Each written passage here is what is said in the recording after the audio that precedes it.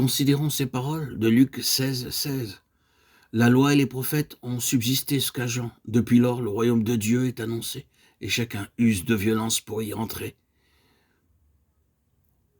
Et lisons celle de Matthieu 11, 12. Depuis le temps de Jean-Baptiste jusqu'à présent, le royaume des cieux est forcé. Ce sont les violents qui s'en emparent. Cela nécessite la violence. Ce sont des hommes de violence. Cela ne signifie pas simplement qu'il permet la violence, cela signifie réellement la nécessité de la violence, et ce sont des hommes de violence qui le saisissent par la force. Luc le précise, user de violence pour y entrer. Nous avons ici ce qui caractérise l'esprit de citoyenneté de ce royaume par force. Pourquoi ? Ce n'est pas simplement un appel à être sérieux, c'est une nécessité. Si nous avons saisi ce que signifie ce royaume, nous souffrirons donc des pertes immenses si nous n'agissons pas sérieusement. Vous le voyez, le Seigneur Jésus en parle alors que l'opposition à son égard se manifeste violemment. Il y a tout un vaste système, très organisé, formidablement antagoniste.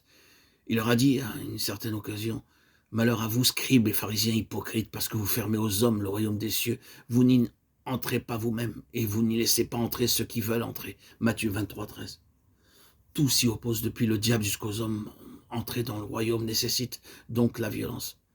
Si vous pouvez être entravé, vous serez entravé. Si vous vous laissez aller, vous concéderez aux forces antagonistes tout le terrain qu'elles désirent avoir pour vous mettre dehors. C'est pourquoi j'ai fait remarquer que ce n'est pas seulement une fois pour toutes que nous entrons dans ce royaume, mais que l'accès est une continuelle progression. Le royaume est tellement plus grand que la conversion.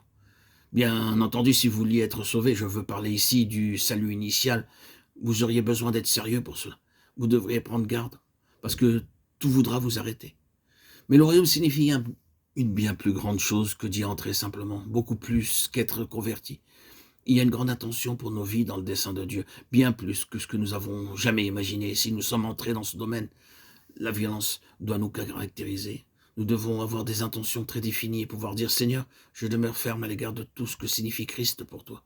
Je suis ferme dans ce domaine et je ne vais pas laisser la suspicion, ni les critiques, ni qui que ce soit entraver ma marche dans cette voie et causer des préjudices.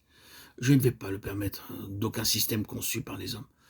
Je vais en avant avec toi concernant tout ton dessein. Je vais user de violence contre tout ce qui entrave cette marche.